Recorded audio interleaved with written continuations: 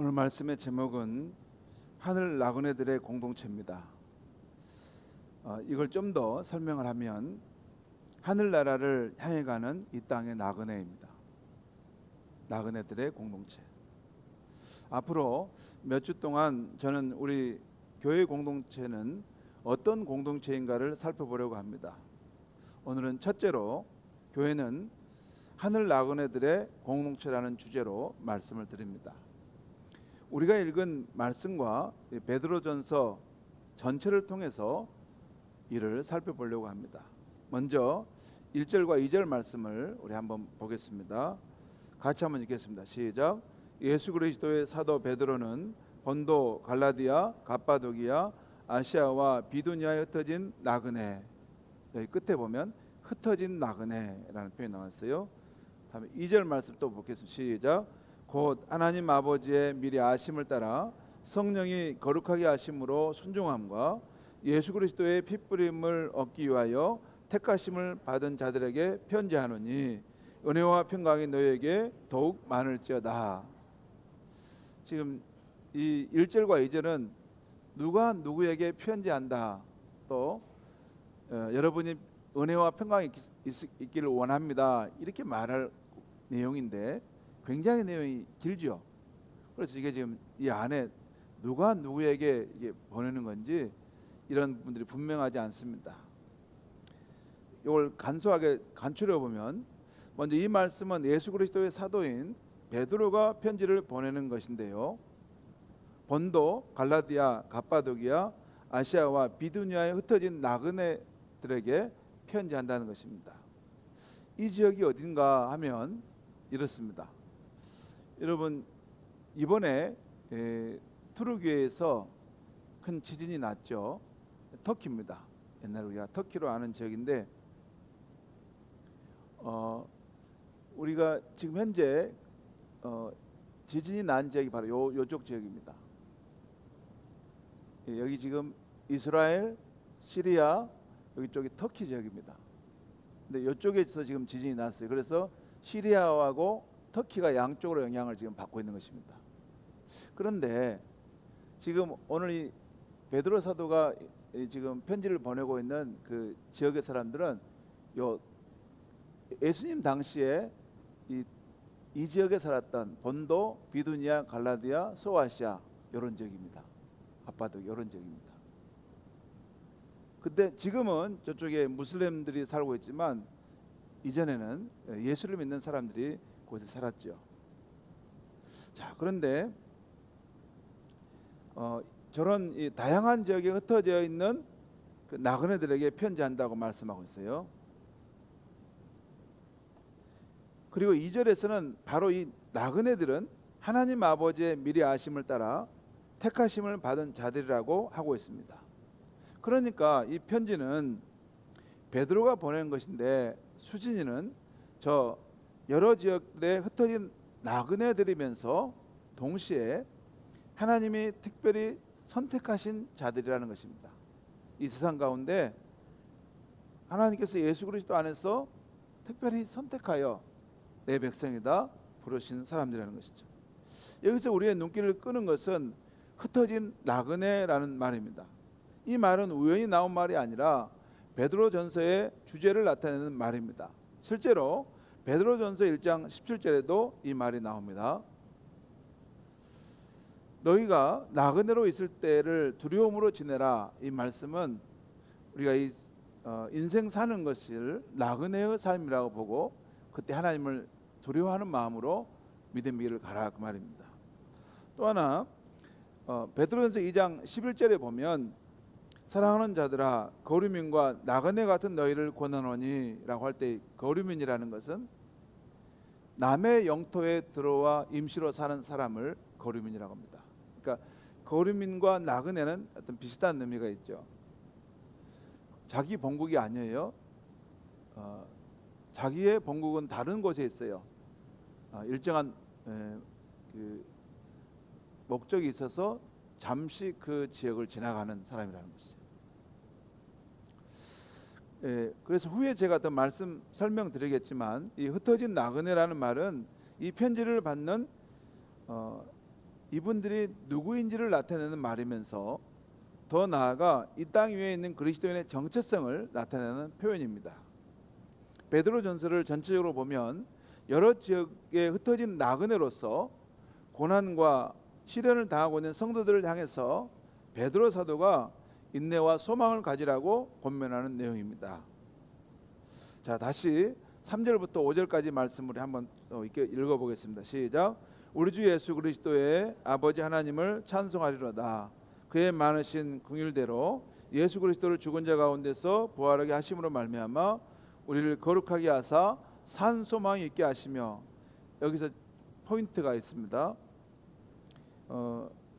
예수 그리스도의 하나님 아버지께서 그 긍휼하심을, 그 크신 긍휼하심으로 인해서 예수 그리스도를 죽은 자 가운데서 부활케 하셨는데, 이 일로 말미암아 우리를 거듭나게 하시고 또 산 소망이 있게 하셨다는 거예요. 그러니까 우리가 이 성령 안에서 거듭나고 우리가 산 소망을 가지려고 하는 것은 반드시 그 전에 죽은 자 가운데서 다시 살아나신 예수 그리스도의 부활 사건이 있어야 되는 것입니다. 그런 놀라운 하나님의 이 세상 이 변혁의 사건이 있음으로써 예수를 믿는 우리에게도 죽더라도 다시 부활의 몸을 입고 살 수 있는 것이구나 하는 것을 알게 된다는 거예요. 자, 그 다음에 이 산소망이 무엇인가 하는 것이 그 다음 4절 5절에 나와 있어요. 같이 읽게 시작. 썩지 않고 더럽지 않고 쇠하지 아니하는 유업을 입게 하시나니 곧 너희를 위하여 하늘에 간직하신 것이라. 이 유업을 하늘에 간직해 두었다는 것이죠. 또 5절 보겠습니다. 시작. 너희는 말세에 나타나기로 예비하신 구원을 얻기 위하여 믿음으로 말미암아 하나님의 능력으로 보호하심을 받았느니라. 이 3절에서 5절 말씀은 기독교 진리에 아주 보석 같은 부분들이 여기에 지금 박혀 있어요. 너무나 중요한 보석 같은 내용들이 지금 박혀 있는데, 이 우리나라 말로 번역된 것이 이렇게 잘 이게 어디로 이게 수식하고 어디로 연결되는지 좀 어려워서 이해가 안 되는 면이 있습니다. 그러니까 지금 이 말씀 뭐냐면, 베드로가 먼저 하나님을 찬송하면서 그분의 많은 긍휼을 통해서 예수 그리스도를 죽은 자 가운데서 부활케 하셨는데, 이로 인해서 예수를 믿는 우리가 영적으로 거듭나게 되고 중생한다는 거예요. 이것은 영신 하나님께 반응하지 못하고 죽어 있었던 영혼이 살아나면서 하나님과 영적인 교제의 삶이 시작되다는 건 중생이라고 해요. 생명이 그 안에 있다는 거예요. 그뿐만 아니라 그 사람이 이 산 소망을 갖고 있다는 거죠. 이 세상의 어떤 소망이라는 것은 이게 헛되게 돌아가고 또 그게 거짓이라는 것을 시간이 지나면 발견하게 되죠. 그런데 이 예수 그리스도 안에 있는 소망은 이게 결코 사라지지 않는 살아있는 소망이라는 것입니다. 그리고 이 성도가 갖게 된 이 산 소망의 내용을 바로 4절과 5절에서 말씀하고 있는데, 곧 우리를 위해서 하늘에 간직된 유업이 있다는 것입니다. 그 유업은 썩지 않고 더럽지 않고 쇠락하지 않는 영원히 푸르른 유업이라는 것이에요. 또한 우리에게는 말세에 나타나기로 예비된 구원이 준비되어 있다는 것입니다. 말세 마지막 때 그것이 우리에게 주어질 구원의 완성의 부분이 준비되어 있다는 것이죠. 그리고 현재적으로는 하나님의 능력으로 보호하심을 받고 있다고 하는 말씀입니다. 다시 6절과 7절 말씀 우리 한번 또 읽겠습니다. 시작. 그러므로 너희가 이제 여러 가지 시험으로 말미암아 잠깐 근심하게 되지 않을 수 없으나 오히려 크게 기뻐하는도다. 또 읽겠습니다. 너희 믿음의 확실함은 불로 연단하여도 없어질 금보다 더 귀하여 예수 그리스도께서 나타나실 때 칭찬과 영광과 존귀를 얻게 할 것입니다. 이 말씀도 바로 앞에 나오는 이 성도의 현재 삶의 모습과 같은 우리 실존의 이야기를 하는 건데요. 현재 우리는 여러 가지 시험으로 인해서 잠깐 근심할 때가 있다는 것입니다. 그렇죠. 우리가 이 세상 살 때 몸이 아프다거나 또는 이번 자연재해 같이 큰 그런 재해가 우리가 사는 지역에 치고 지나감으로써 우리가 시험을 당할 때가 있고, 또 우리가 또 영적으로 실수해서 시험을 당할 수도 있습니다. 미약해서. 그런데 그래서 우리가 잠깐 근심하게 되지만, 그럼에도 불구하고 우리에게는 미래의 산 소망이 있기 때문에 기뻐한다는 말씀입니다. 하늘에 간직된 그 유업이 있고 말세에 우리에게 주어질 그 구원의 약속이 있기 때문에 우리는 기뻐한다는 것입니다. 그리고 우리의 믿음은 여러 시험으로 연단을 받을수록 더욱 확실해질 것이기 때문에 예수 그리스도께 다시 오실 때 칭찬과 영광과 존귀를 얻을 것이라는 것입니다. 여러분, 예수님 안에 붙어있는 참된 믿음은, 그 믿음은 시련을 당하면 신기하게도 떨어져 나가거나 소멸되는 것이 아니라 오히려 더 강화가 됩니다. 시련이 오면 올수록 그 믿음을 더 강화시키고 굳세게 하고 더 확실하게 세웁니다. 그래서 이 말씀은 우리가 이 세상 살 때 시련으로 연단을 받겠지만 오히려 우리의 믿음이 더 굳게 세워지기 때문에 주 예수님이 나타나실 때 칭찬과 영광과 존귀를 그로 인해서 받게 된다, 그 말입니다. 다시 8절과 9절 말씀을 또 한번 보겠습니다. 같이 읽겠습니다. 시작. 예수를 너희가 보지 못하였으나 사랑하는도다. 이제도 보지 못하나 믿고 말할 수 없는 영광스러운 즐거움으로 기뻐하니 믿음의 결국 곧 영혼의 구원을 받음이라. 이 말씀도 현재 우리 성도들의 모습을 말씀하는데요, 지금 우리는 눈으로 보지 못하지만 예수를 사랑하고, 또한 예수를 보지 못하지만 그 예수를 믿고 말로 다할 수 없는 영광스러운 기쁨으로 즐거워하고 있다는 것입니다. 다시 말해 참된 성도는 장차 나타날 구원만을 바라는 것이 아니라 그 구원을 가져다 주실 예수 그리스도를 사랑하고 기뻐하며 산다는 것입니다. 그리고 이런 믿음 안에서 사는 성도들은 결국 영혼의 구원을 받은 사람들이라는 거예요. 여러분, 눈으로 예수를 보지 못하지만 정말 예수를 사랑하고 또 예수를 믿고 의지하고 그와 날마다 동행하며 살아가는 사람, 그 믿음 안에 살아가는 사람은 마지막 영혼의 구원을 이게 받는 날이 아니어도 여기서 이미 구원을 받고 있는 상황을 가고 있다는 것입니다.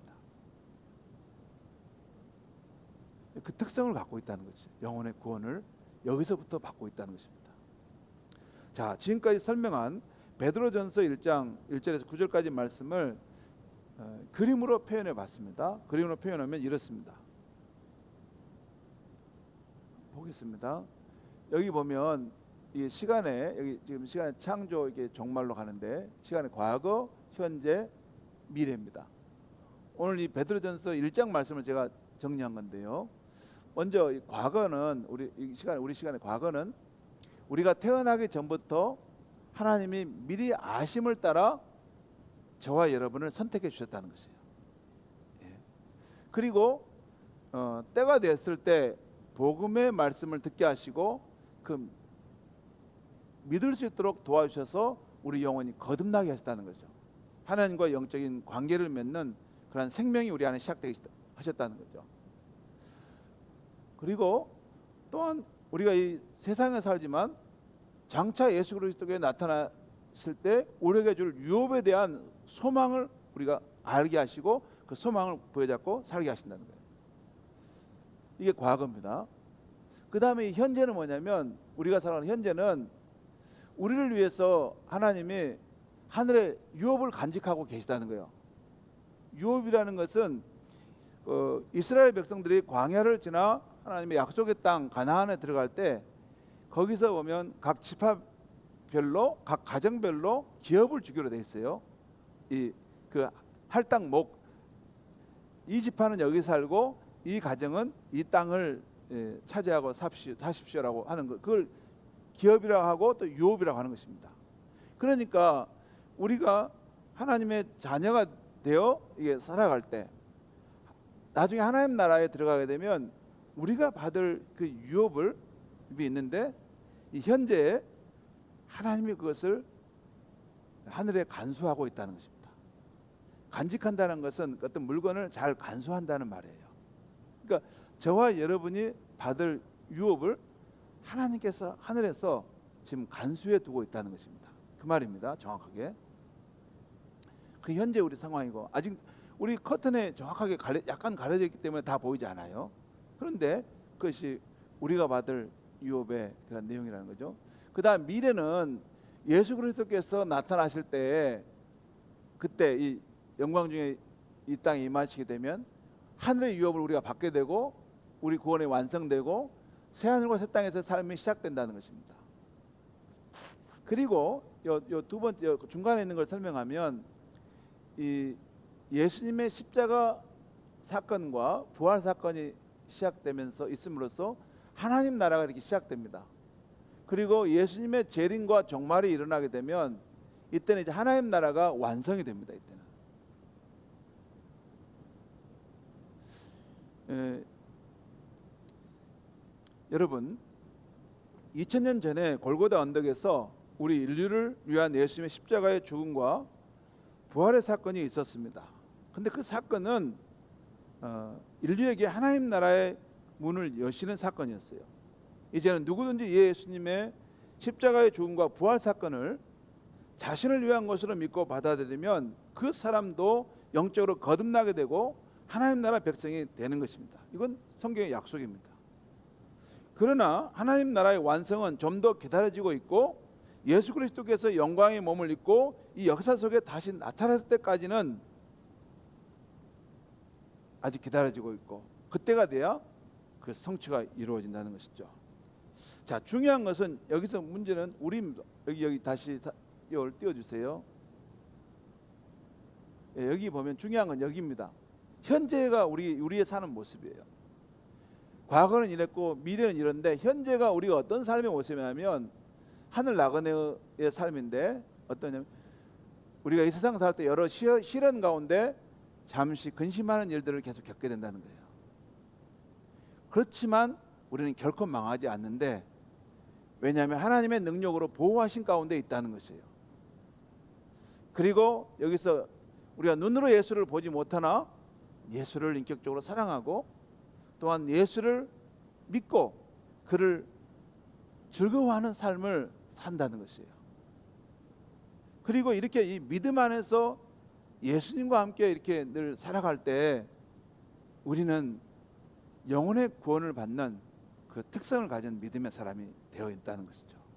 그러니까 결과적으로 그런 예수님과 실질적으로 인격적으로 관계를 맺고 내가 그를 사랑하고 그와 동행하며 살고 그를 의지하며 그를 나의 생명의 뿌리로 의지하고 살아갈 때 이미 그는 영혼의 구원을 받은 사람이라고 할 수 있다는 것이죠. 왜냐하면 그 특성을 이미 갖고 있기 때문에 그렇습니다.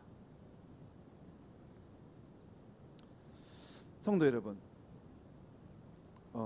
바로 이런 삶이 베드로전서가 말하는 성도의 삶이고, 또한 신약 성경이 말하는 우리 성도의 삶의 모습입니다. 그러니까 예수를 믿는 우리 성도들은 이 세상 속에 살아가지만 아직 완성되지 않은 그 하나님 나라가 온전히 임하기를 소망하는 삶을 살고 있는 것이에요. 하나님 나라가 오긴 왔어요. 시작되긴 시작됐어요. 예수님의 죽으심과 부활 사건 속에서 시작됐고, 또 그 예수님의 그 십자가 부활의 복음을 믿는 내 삶에도 하나님 나라는 능력으로 역사하고 있고 시작되고 있는 것이에요. 그런데 완성되지는 아직 않았습니다. 예수 그리스도 나타날 때까지는 아직 기다리고 있는 것이죠. 그래서 그 시작과 완성 사이에서 하나님 나라를 향해 가는 이 땅의 나그네의 삶이 우리 크리스찬의 삶이라는 것이에요. 그 시작과 완성 사이에서. 곧 이 땅의 교회들은 바로 이 세상을 지나면서 하나님 나라가 온전히 임하기를 사모하는 거룩한 나그네들의 공동체라는 것입니다. 이것이 베드로전서가 보여주고 있는 우리 크리스찬의 정체성의 모습입니다. 그렇다면 오늘 베드로전서의 말씀을 우리 현실에 적용할 때 오늘 한국 교회와 우리 교회는 어떻게 살아가야 하는 것입니까? 세 가지인데요. 첫째는 우리의 정체성과 삶의 방향을 분명히 하라는 것입니다. 두 번째는 우리는 세상에 유용한 존재가 되라는 것입니다. 세 번째는 우리는 혼자 하늘 나그네로 사는 것이 아니라 함께 공동체로 살아가고 있다는 것입니다. 하나씩 말씀드립니다. 먼저 우리의 정체성과 삶의 방향을 분명히 하라는 것입니다. 이 세상을 살아갈 때 우리가 누구인가라는 정체성이 중요합니다. 사람의 모든 활동은 그의 정체성으로부터 나오기 때문이에요. 내가 왕자라고 하는 사람과 종이라고 하는 사람의 정체성을 가질 때 그 삶의 모습은 완전히 다를 수밖에 없죠. 그러면 오늘날 한국교회와 우리 교회는 신약 성경이 말하는 교회의 정체성에 근거하여 혼돈하지 않고 정체성을 바르게 확립해야 하는 것입니다. 곧 우리 교회는 하나님이 선택한 사람들로 이 세상에 흩어져 살지만 하늘 나그네 공동체로서 살아가고 있다는 것입니다. 우리의 인생의 방향은 세상 사람처럼 정체 없이 방황하는 것도 아니고 이 세상에 안주하는 것도 아닙니다. 우리는 하늘 나그네로서 장차 우리가 받게 될 하늘의 기업을 바라보고 사모하고 그 길을 가고 있는 사람들이라는 거예요. 세상 사람들은 나그네로 사는데 정체 없이 길을 갑니다. 어디로 가는지 몰라요. 나그네는 나그네인데 목적과 방향을 알 수 없는 나그네입니다. 그렇지만 크리스천은 나그네입니다. 거룩한 나그네입니다. 하는데 목적과 방향이 분명하고 내가 누구인지를 알고 있다는 것이에요. 우리는 이 세상에서 안주할 집을 짓는 것이 아닙니다. 물론 일시적인 거처로 집을 짓고 살 수 있습니다. 집을 사고 팔 수도 있습니다. 그러나 우리 성도가 궁극적으로 소망하는 것은 지금도 하나님이 지어가고 계시는 영원한 집입니다. 내 아버지 집에 거할 곳이 많도다. 우리 예수님 말씀하신 내가 너희를 위하여 거처를 예배하러 간다 할 때 그 하나님과 예수님이 짓고 있는 그 영원한 집을 우리는 바라보고 그것을 사모하며 나아가는 사람들이라는 것입니다. 그래서 사도 바울은 빌립보 3장 20절에서 우리의 시민권은 하늘에 있다고 했습니다. 이렇게 말했어요. 그러나 우리의 시민권은 하늘에 있는지라 거기로부터 그 하늘로부터 구원하는 자 곧 주 예수 그리스도를 기다리노니 우리는 기다리고 있다는 것이에요.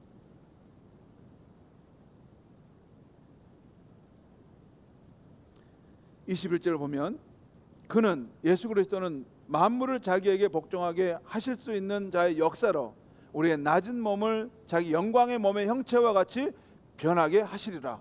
여러분 이 말씀 믿습니까? 이 말씀 믿으셔야 됩니다. 이게 성경에 이게 지금 분명하게 약속하고 있는 말씀인데 다시 말씀드리면 예수님께서 만물을 자기 손 안에서 복종케 할 수 있는 능력을 가지신 분이신데 예수님이 영광 중에 우리 가운데 오시게 되면 우리의 낮은 몸을 우리 몸이 낮은 몸입니다. 어떤 좀 비천한 몸입니다. 어떤 몸이냐면 이게 여러분 아프고 병들죠. 이 몸이 여러분 이게 쇠락하는 몸이지 않습니까? 이거 늘 나는 푸른 청춘으로 살 수 있습니까? 그런 사람 없습니다. 이게 병들고 이게 쇠락하는 몸이에요. 그 다음에 또한 이 몸은 죄의 본성이 있어서 늘 하나님의 말씀대로 살지 못한 것 때문에 가슴이 아프게 하는 이 몸이에요. 그러니까 이걸 낮은 몸이라는 거예요. 근데 이 낮은 몸을 예수님이 오시면 이 그의 영광의 몸을 자기의 영광의 몸, 그의 영광의 몸을 우리를 변화시킨다는 것입니다. 여러분 예수님께서 부활하셔서 그 모습을 제자들에게 나타나셨죠. 그 부활하신 몸처럼 우리의 몸도 동일하게 변화가 돼서 그렇게 된다는 것이에요. 여러분 기독교는 영의 부활을 말하는 게 아닙니다. 영은 불멸하고 죽지 않는 것이에요. 중요한 것은 몸의 부활을 믿는 것입니다. 여러분 우리가 사랑하는 사람이 믿음을 갖고 살다 생을 마치고 땅에 묻잖아요. 그러면 사라지지 않습니다. 우리 예수님이 영광 중에 올 때 그 원소들을 주님께서 말씀하시면 변화가 돼서 예수님과 같은 영광의 몸을 입게 되는 것입니다. 그리고 여러분 중요한 것은 기독교는 몸의 부활을 믿기 때문에 몸이 있으면 영이 아닌 몸이 있으면 몸이 존재하는 땅과 하늘이 있어야 되는 것입니다. 그렇지 않겠습니까? 영이야 아무 데나 있어도 되지만 몸이 있으면 또 땅과 하늘이 있는 것이죠. 구체적인 시공간이 있는 것입니다. 그곳에서 우리가 주와 함께 영원히 산다는 것입니다. 그것이 우리의 소망의 그런 내용인 것입니다. 성도 여러분, 저는 목사로서 성을 지키는 영적 파수꾼이라고 생각합니다. 우리 주변에 일어나는 일들을 늘 관찰해서 성도들의 그 위험을 알리고 대처하도록 하는 사람입니다. 저는 늘 높은 망루에 서서 주변을 둘러봅니다. 사람들이 우리 목사님은 뭐 하실까라고 생각하는데 항상 저는 망루에 서서 세상과 우리 성도의 삶을 둘러봅니다. 세상의 유행과 풍조는 지금 어디로 흘러가고 있는가? 성도들은 영적으로 잠자고 있는가? 깨어 있는가? 그런데 지금 2023년 한국 사회는 그 어느 때보다도 우리에게 하늘 나그네의 영성이 필요함을 느끼게 합니다. 왜냐하면 우리 크리스찬의 삶이 하나님 나라보다 눈에 보이는 세상 일에 더 열중하고 더 기울어져 있다고 여겨져 있기 때문입니다. 아닙니다. 이럴 때일수록 정신을 차리고 우리 본연의 하늘 나그네로서의 정체성으로 돌아가야 하는 것입니다. 그래서 사도 바울은 계속해서 이 부분을 경계합니다. 베드로전서 1장 13절에서 이렇게 말해요.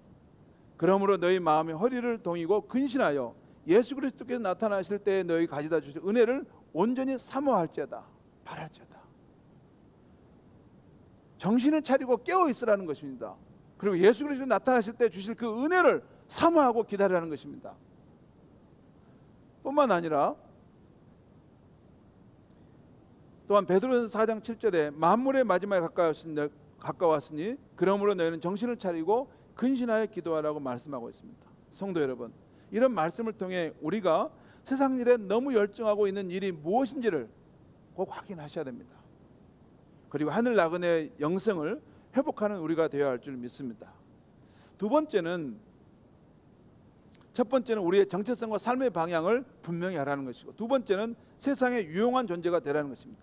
우리가 하늘 나그네로 산다고 해서 세상에 대해서 무관심하거나 염세주의자로 사는 것은 아닙니다. 오히려 믿음의 선인들은 세상에 유용한 사람들로 살다 갔습니다. 여러분, 우리 한국에 기독교가 처음 들어왔을 때 우리 앞서간 신앙의 선인들 가운데 아주 훌륭한, 나라를 위해서 훌륭하게 쓰임받는 인물들이 많았어요. 안창호 선생님, 이상재 선생님, 조만식 선생님, 이런 그 외에도 무수한 사람들이 크리스찬이면 그 도시에, 그 마을에 선한 영향력을 미치는 유용한 사람들이 많았다는 것입니다. 여러분, 아브라함과 요셉과 다니엘의 삶을 생각해 보세요. 그들은 철저하게 하늘 나그네의 영성을 갖고 살았습니다. 이 세상을 넘어 하나님의 약속하신 세계를 바라보고 살았습니다. 그러나 그들은 모두 자신이 사는 세상에서 유용한 존재였습니다. 예수님이 말씀하신 대로 세상의 빛과 소금과 같은 존재였습니다. 여러분, 요셉과 다니엘의 삶을 생각해 보세요. 요셉은 보디바르 집에서 종으로 살면서도, 누명을 쓰고 감옥에 던져질 때도, 그리고 애굽의 총리가 되었을 때도 그가 있는 곳에서 유용한 사람으로 살아갔습니다. 다니엘도 그랬습니다. 다니엘도 여러 왕을 섬겼습니다.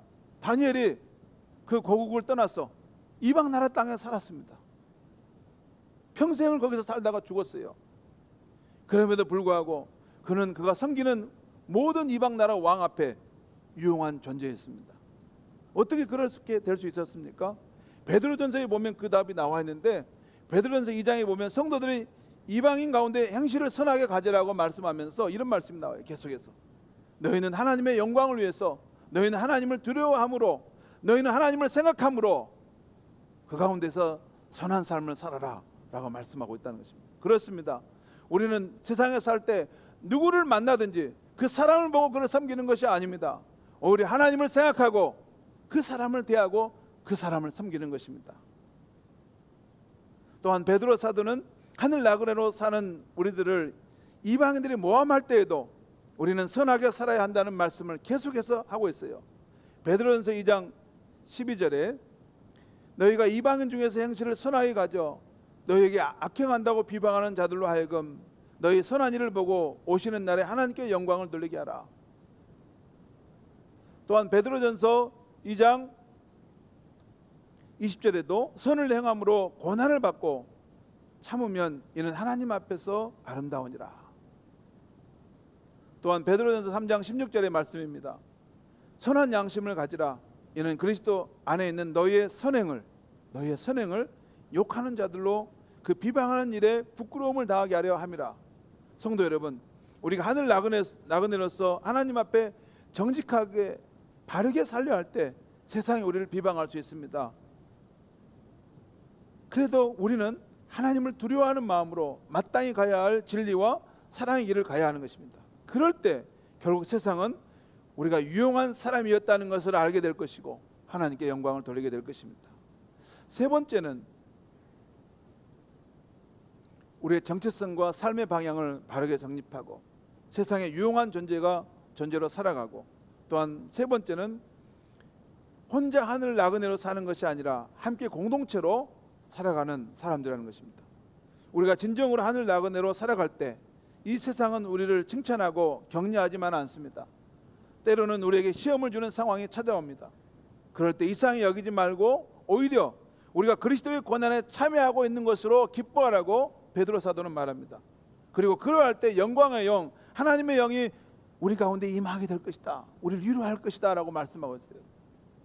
그러나 성도 여러분, 이러한 하나님의 위로와 인정도 힘이 되지만 그와 동시에 함께 하늘 나그네의 삶을 사는 형제 자매들의 위로와 인정이 있다면 더욱 힘이 될 것입니다. 성도 여러분, 저는 한국교회와 우리 교회 가운데 하늘 나그네로서 살아가는 진실한 성도들이 많아지길 바랍니다. 정말 많아져야 합니다. 여러분, 우리가 가는 그 길 끝에서 우리 예수 그리스도를 만나고 준비된 구원을 내가 얻어야 되는데 나는 열심히 믿는다고 하는데 전혀 다른 곳으로 가고 있다면 큰일 아닙니까? 오늘 이 말씀을 깊이 생각해야 되는 것입니다. 진정한 크리스찬은 이 세상에 살지만 이 세상이 안 좋아하지 않습니다. 하늘 나그네로서 그 하나님이 보여주신 그 하늘의 기업을 향해서 날마다 나아가는 삶을 사는 것입니다. 그리고 또 우리의 짐이 무거울 때, 세상으로부터 오는 시험과 시련이 클 때 우리는 서로 붙들어주고 무거운 짐을 서로 나누어주고 작은 일이라도 잘했을 때 서로 격려해 줄 수 있는 우리 공동체가 됐으면 좋겠습니다. 그렇게 하늘 나그네인 우리들이 서로 뜨겁게 사랑하며 살다 보면 어느 순간 세상은 우리를 통해 하나님의 영광을 볼 것입니다. 그리고 어느덧 우리는 하늘의 그 본향집에 다다라 있던 것을 발견하게 될 것입니다. 우리 모두 하늘 나그네로서의 그 길을, 정체성을 분명히 붙들고 그 길을 힘차게 나아가는 저와 여러분이 되길 바랍니다. 기도하겠습니다. 하나님 아버지, 하나님께서 미리 예정하셔서 우리를 선택해 주시고 구원하셨을 뿐만 아니라 산소망을 붙들고 살아가도록 우리의 길을 인도해 주시니 감사합니다. 비록 우리의 현재의 삶이 잠시 세상에서 환난과 시련을 당하지만 하나님이 능력으로 우리를 보호하고 계시기 때문에 우리가 굳건히 서게 될 줄 믿습니다. 또한 우리의 삶이 이 세상에 살 때 예수를 보지 못하나 진실로 사랑하고 예수를 믿고 의지하고 예수와 함께하고자 하는 그러한 참된 신앙으로 살아갈 수 있게 하여 주시옵소서. 그래서 우리 예수님이 영광 중에 다시 오실 때 우리를 위해 하늘에 간직된 그 하늘의 유업을 받아 누리고 구원의 완성과 새하늘과 새 땅에서의 영원한 삶을 살아가는 모든 성도인들이 될 수 있도록 역사하여 주시옵소서. 예수님의 이름으로 기도하옵나이다. 아멘.